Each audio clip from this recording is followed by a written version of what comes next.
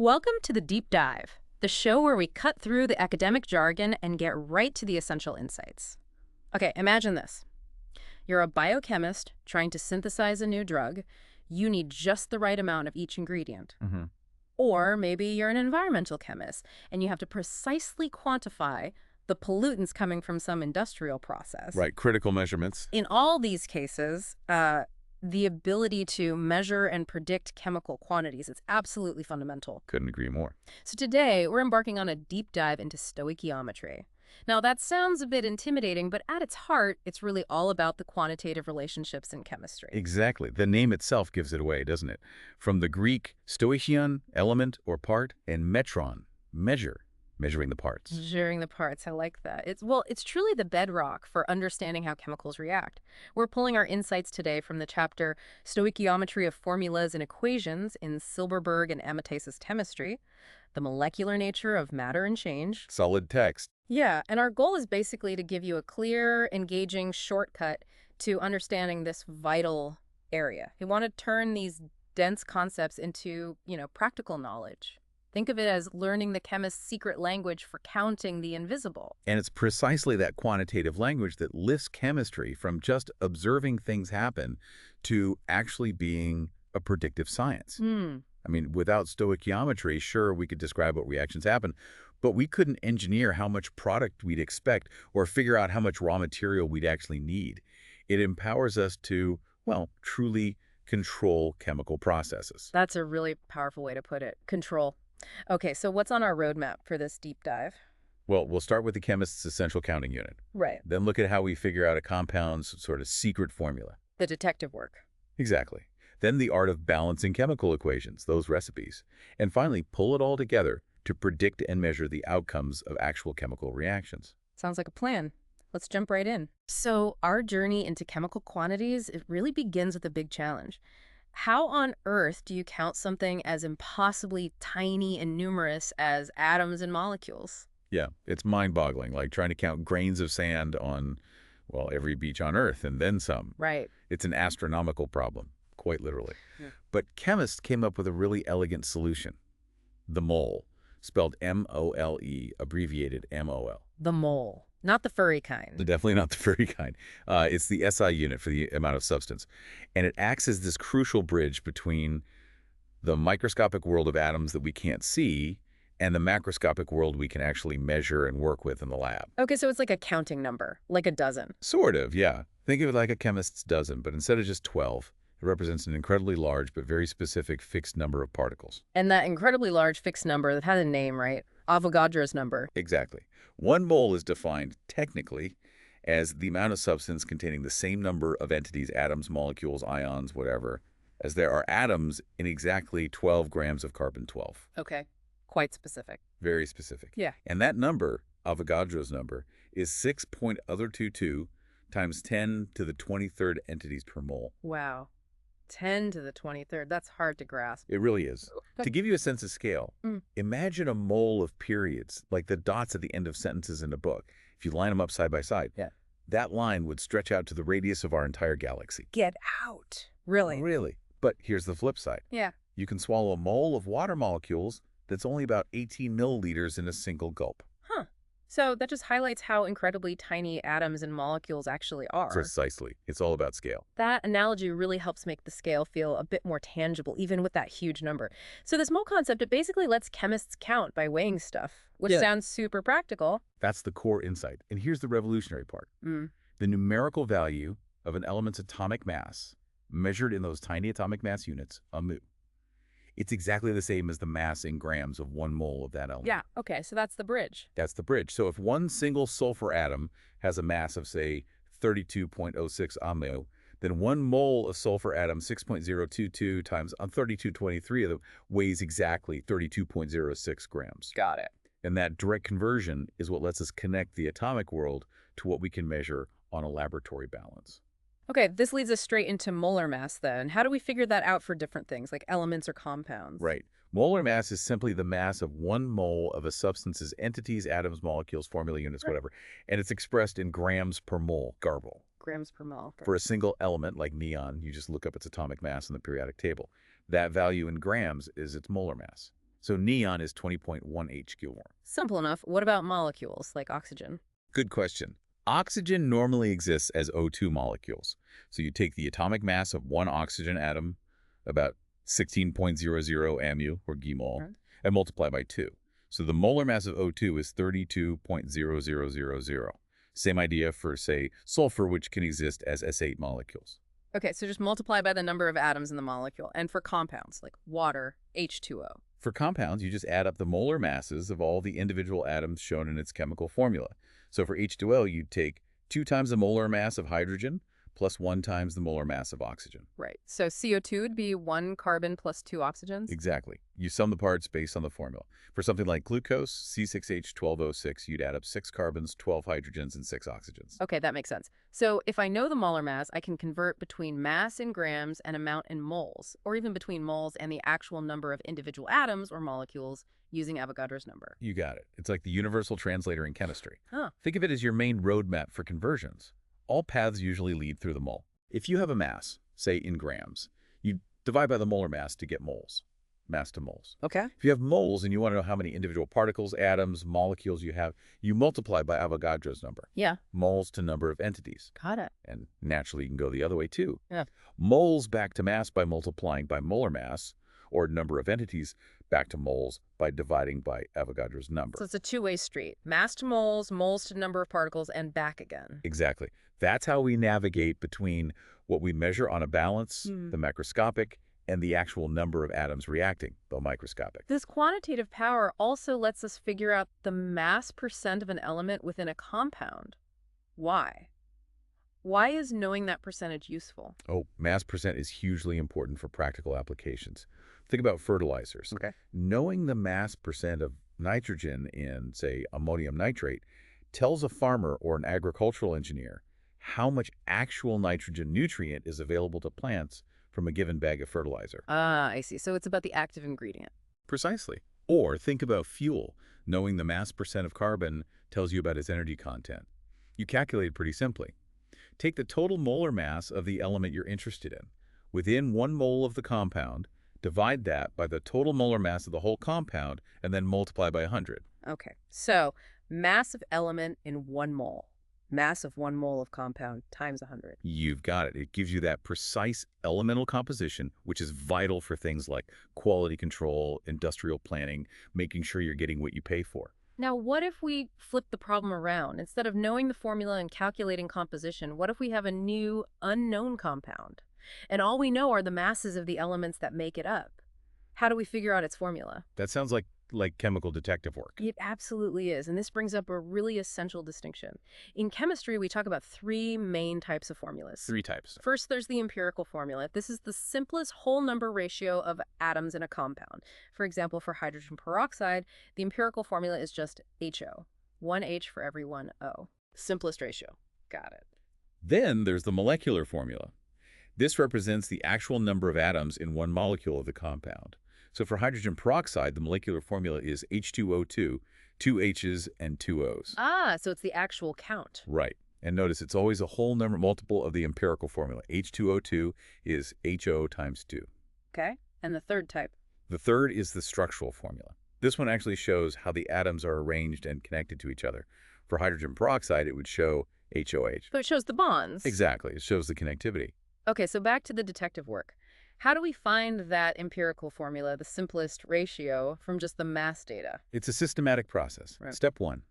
You determine the mass, in grams, of each element present in your unknown sample, maybe through analysis. Right. Step 2. You convert each of those masses into moles, using the molar mass of each element. Okay, mass to moles again. Always back to moles. This gives you a sort of preliminary formula, but the subscripts, the mole numbers, might be fractions or decimals.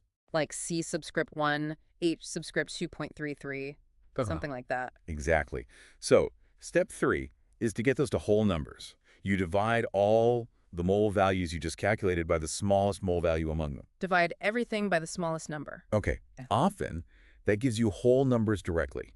If you still have fractions, like maybe you get 1.5 or 2.33, you then multiply all the numbers by a small whole number, like 2 or 3 or 4, until everything becomes a whole number. Ah, to clear the fractions? Precisely. Yeah. And the final set of whole numbers gives you the subscripts for the empirical formula, the simplest ratio. Okay, that's clever. And what if we need the actual molecular formula, not just the simplest ratio? Good question. For that, you need one more piece of information besides the empirical formula you just found. You also need the compound's overall molar mass. Which you'd get from another experiment. Usually, yes, Yeah. like mass spectrometry or some other method. So you have the empirical formula and you have the experimentally determined molar mass of the actual compound. Right. First, you calculate the molar mass of just your empirical formula unit. Okay, add up the parts for the simple ratio. Exactly.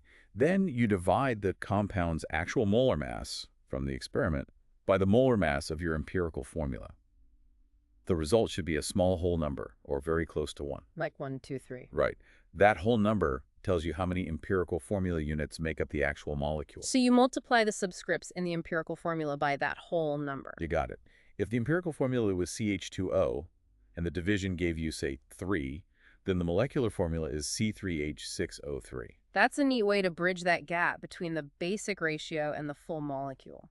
Now, speaking of molecules and formulas, here's where it gets really interesting, right?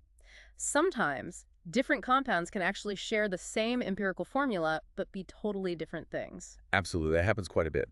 A classic example is nitrogen dioxide, NO2, and dinitrogen tetroxide, N2O4. Okay. They both have the same simplest ratio, NO2, so that's their empirical formula. But N2O4 is essentially two NO2 units linked together. They have different molar masses, different structures, different colors, different properties. Same basic ratio, different molecules. Exactly. And even more profound are isomers. Isomers. Okay, what are those? Isomers are compounds that have the exact same molecular formula, same number and type of atoms, but the atoms are arranged differently in space. They have different structural formulas. Same parts list, different assembly instructions. Perfect analogy. Take butane and 2-methylpropane. Both have the molecular formula C4H10. 4 carbons, 10 hydrogens. Right. But in butane, the carbons form a straight chain. In 2-methylpropane, it's a branched chain.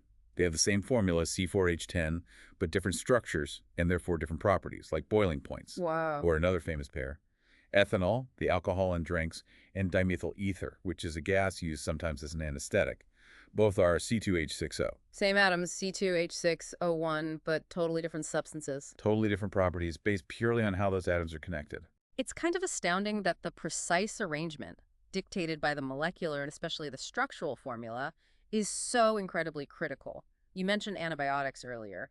Something complex like ampicillin, C16H19, N3O4S. Right. There must be countless ways to arrange those atoms, countless theoretical isomers. An enormous number. Yet only one specific configuration, one specific structure, actually has the life-saving medicinal properties. Exactly right. Yeah. It really shows how that unseen structure truly governs the function at the macroscopic level. Okay, so with our understanding of formulas hopefully a bit more solid, let's shift focus to the quantitative recipes of chemistry, writing and balancing chemical equations. The language of reactions. Right, you said earlier, a balanced equation is more than just a list of ingredients. It's a precise statement about what reacts and in what specific quantities. Absolutely. It's the chemist's universal shorthand for describing chemical change quantitatively. Take a simple reaction like H2 plus F2, A2HF. Hydrogen plus fluorine yields hydrogen fluoride. Right.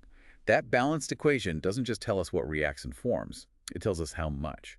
One molecule of hydrogen reacts with one molecule of fluorine to produce 2 molecules of hydrogen fluoride. Okay, the coefficients matter, the numbers in front. They are crucial.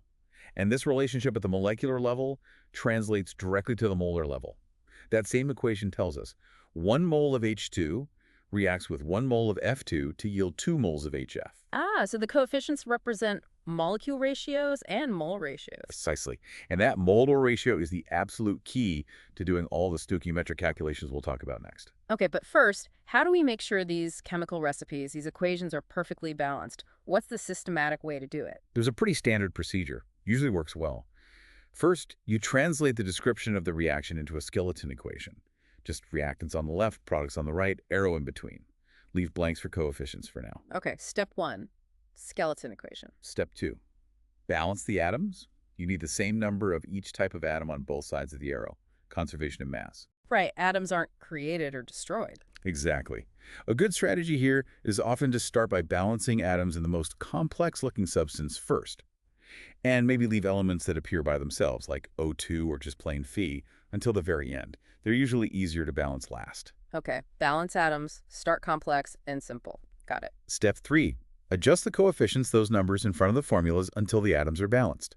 Crucially, you want the smallest whole number coefficients possible. Yeah. A coefficient of 1 is usually just implied. You don't write it. Smallest whole numbers, check. Step 4. Check your work. Count the atoms of each element on both sides one last time to make sure they match. It's easy to make a small mistake. Always double check. Good advice for life, really. Ah, true. And finally, step 5. Specify the physical states of each substance. Use S for solid, L for liquid, G for gas, and AQ for aqueous, meaning dissolved in water. Bill G. Got it. Let's try a quick example. Magnesium metal burning in oxygen gas to form magnesium oxide. Okay, skeleton equation first. Mg plus O2 MgO. Mg plus O2 yields MgO. Now, balance.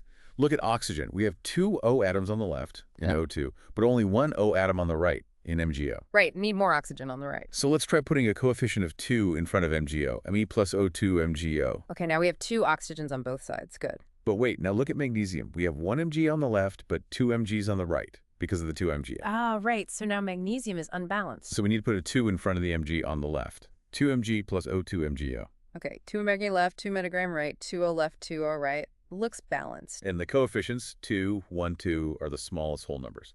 So last step, that states magnesium is solid, oxygen is gas, magnesium oxide is a solid white powder. So 2 MgS plus O2G, 2 MgOs. Perfect. That's the process. And you made a crucial point earlier. You can never change the chemical formulas themselves when balancing. Like, you couldn't change NGO to MgO2 just to make the oxygens balance. Absolutely critical point. MgO and MgO2 are totally different compounds with different properties. Balancing involves only adjusting the coefficients, which tell you how many units of each substance are involved. You can't change what the substances are. Got it. Only change the numbers in front, not the subscripts within the formula. Exactly. The coefficients tell us the relative number of moles of each substance, which, as you said, leads us right into the real power of stoichiometry, calculating quantities. Okay, so we've got our perfectly balanced equation. It's like our calibrated recipe. How do we actually use it to predict, say, how much product we'll get or how much reactant we might need? This is where those molar ratios derived from the coefficients in the balanced equation become our essential conversion factors. Conversion factors, okay. The balanced equation provides these quantitatively equivalent ratios between any two substances involved in that specific reaction. Let's take propane combustion, like in a barbecue grill. C3H8 plus 5O2, 3CO2 plus 4H2O. Okay. Propane plus oxygen yields carbon dioxide and water. That balanced equation tells us, for example, that 1 mole of propane, C3H8, is stoichiometrically equivalent to 5 moles of oxygen, O2, or it's equivalent to 3 moles of carbon dioxide, CO2, or 4 moles of water, H2O. So the coefficients 1, 5, 3, 4 give us all those mole-to-mole relationships. Precisely. We can create conversion factors like 5 mol O2, 1 mol C3H8, or 3 mol CO2, 1 mol C3H8, or 4 mol H2O, 5 mol O2, and so on between any pair. These ratios are the bridge for calculations. Right, and these are molar ratios, not mass ratios, right? 5 moles of O2 doesn't weigh the same as 1 mole of C3H8. Excellent point. Crucially important. These are relationships based on the amount moles, not directly on mass. Okay, so what's the general game plan for solving these stoichiometry problems? Say, I know the mass of a reactant and I want to find the mass of product. There's a pretty consistent 4-step strategy that nearly always works. Think of it as a roadmap. Okay, lay it out for us. Step 1. Always start by writing the balanced chemical equation for the reaction. If it's not balanced, your ratios will be wrong. Step 1, balanced equation. Check. Step 2. Take the known quantity you're given. Maybe it's mass in grams, maybe volume, maybe number of particles of one substance, let's call it substance A, and convert it into moles of substance A. Use molar mass, Avogadro's number, whatever you need. Step 2, convert known quantity to moles. Moles of A. Got it. Step 3, use the molar ratio from the balanced equation to connect the moles of substance A you just found to the moles of the substance you want to find. Let's call it substance B. Multiply moles of A by the ratio moles of B, moles of A from the coefficients. Step 3. Use molar ratio to find moles of unknown, moles of B. Makes sense. Step 4. Take the moles of substance B you just calculated and convert it into the units the question asks for, maybe mass of B in grams, maybe number of molecules of B, maybe volume of B if it's a gas. Use molar mass, Avogadro's number, etc. Again. Step 4. Convert moles of unknown to desired units, EOG grams of B. Okay, that seems logical. Balance, Moles of known, moles of unknown, final units. Exactly. It's always a journey that passes through the mole bridge, connecting the known substance to the unknown substance via the balanced equation. Let's try a quick practical example, maybe extracting copper, say from an ore like copper I sulfide C2S. An environmental chemist might need to know how much oxygen is needed to roast, say, 10 moles of this ore, and maybe how much sulfur dioxide, SO2 byproduct will form, because that contributes to acid rain. Yeah, good example. First, you need the balanced equation for roasting C2S with O2. Let's say it's 2C2S plus 3O2, OCC2O plus 2SO2. Balanced equation. Check. Now, we're given 10 moles of C2S. That's already in moles, so step 2 is done for the known. Nice. For oxygen needed, step 3, we use the ratio from the equation. 3 moles of O2 react for every 2 moles of C2S. So 10.0 moles C2S, 3 mole O2, 2 moles C2S gives 15.0 moles of O2 needed. Okay, 15 moles of O2. Step 4 isn't needed here since it just asks for moles. Right. Now for the SO2 produced, again, step 3 using the ratio, 2 moles of SO2 are formed for every 2 moles of C2S reacted. That's a 1-to-1 ratio. So 10.0 moles of C2S will produce 10.0 moles of SO2. Exactly. Now for step 4, if we wanted the mass of SO2, we'd take those 10.0 of SO2 and multiply by the molar mass of SO2, which is about 64 gmol. So 640 grams of SO2. And knowing the precise amount of SO2 byproduct is critical for environmental controls. Absolutely. Stoichiometry is essential for managing industrial processes responsibly. Now, you often see reactions happening in sequence, right? In industry or even in our bodies, like metabolic pathways. The product of one reaction becomes the reactant for the next. Precisely. Very common. Think about how your body breaks down glucose. It's not one single step, it's a whole series of maybe 30 individual reactions. Wow, 30 steps. Yeah. But in cases like that, or in industrial synthesis, we can often simplify things by writing an overall or net equation. How does that work? You essentially write out all the intermediate steps, the individual balanced equations. Then you look for any substance that appears as a product in one step and as a reactant in a later step in the intermediate. You cancel those out, just like in algebra. What's left gives you the net transformation from the initial reactants to the final products. So it hides the intermediate complexity and just shows the overall change. Exactly. For a chemical engineer designing a multi-step process, understanding that net reaction is crucial for overall efficiency, even though they also need to manage each step. Okay, this brings us to a really, really crucial concept, especially when you're actually mixing reactants together in the real world, limiting reactants. What happens when you don't have perfectly measured, stoichiometrically exact amounts of everything? Yeah, this is almost always the case in practice. You rarely mix reactants in the exact perfect ratio dictated by the balanced equation. One of them is usually going to run out first. Okay. Think about making cheeseburgers again. The recipe, let's say, is 1 bun, 1 patty, 1 slice of cheese makes 1 cheeseburger. Simplest recipe. Now imagine you go to your fridge and you find you have 10 buns, 8 patties, and maybe 12 slices of cheese. How many complete cheeseburgers can you possibly make? Well, I've only got 8 patties, so I Right. can only make 8 cheeseburgers. I'll have leftover buns and cheese. Exactly. The number of patties limited how many burgers you could make, even though you had more buns and cheese. So in that analogy, the patties are the limiting reactant because they determine the maximum number of cheeseburgers. And the extra buns and cheese, they're reactants that are in excess. You nailed it. It's precisely the same idea in chemistry. In a reaction, the limiting reactant, or sometimes called limiting reagent, is the reactant that gets completely consumed first. Its amount dictates the maximum possible amount of product that can be formed. And any other reactants that are left over when the limiting one runs out are said to be in excess? Correct. So how do you figure out which reactant is the limiting one? It's not always the one you have the smallest mass or smallest moles of initially. Oh, right. Because the recipe, the stoichiometry, matters. You might need more of one reactant than another according to the balanced equation. Exactly.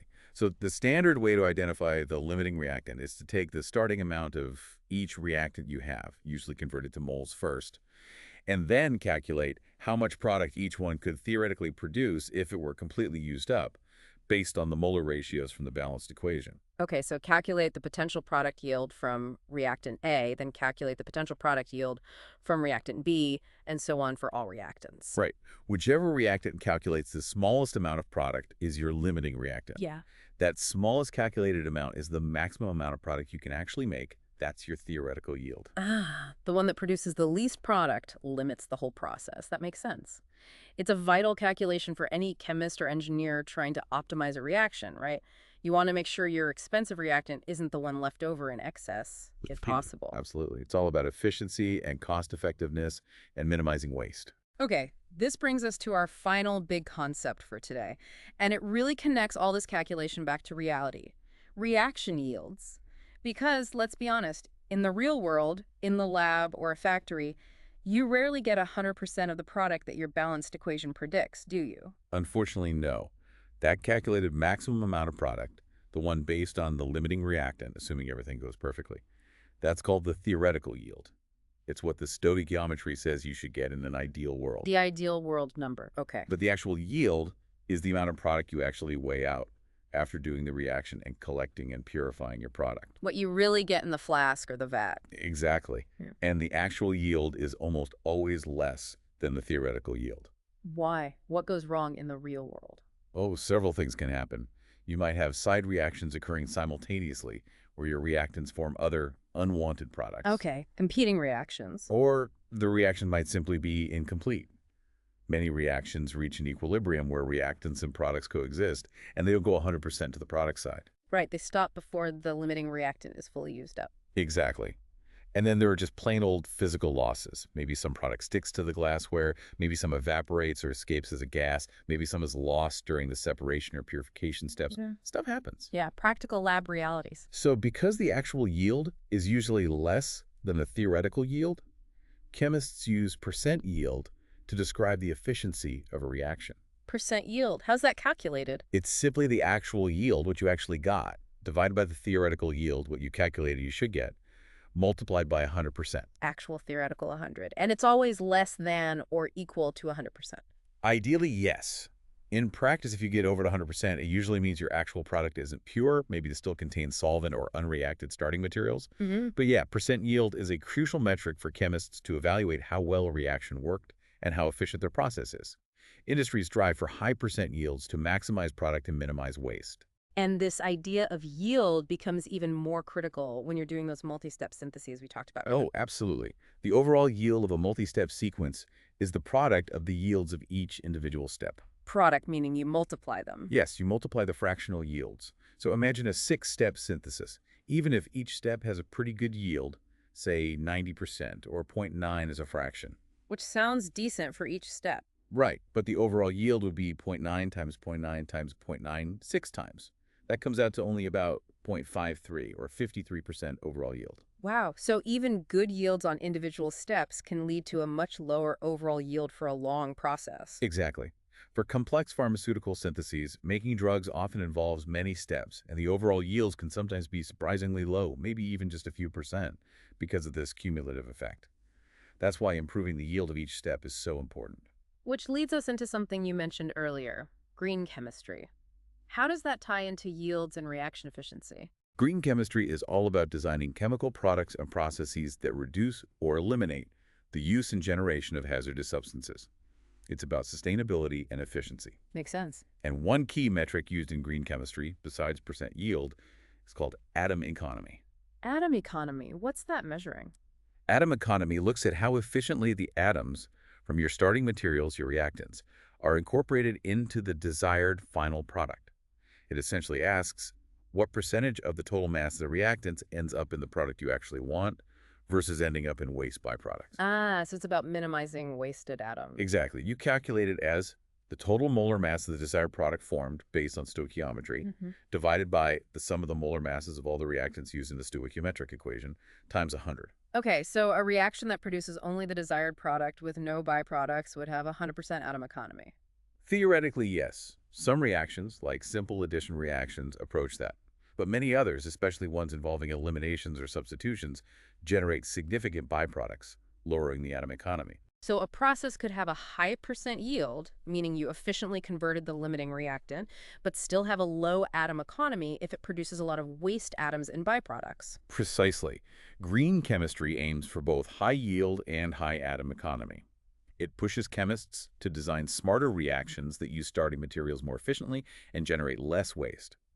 For instance, comparing two ways to make the same industrial chemical, one route might use toxic benzene, and produce CO2 waste, giving it poor atom economy. Mm. A greener route might start from less toxic butane and have fewer waste atoms, leading to better atom economy and less environmental impact. That's a really powerful concept for thinking about sustainable chemistry. Okay, so wrapping things up here, what's the big picture takeaway for our listeners from this dive into stoichiometry?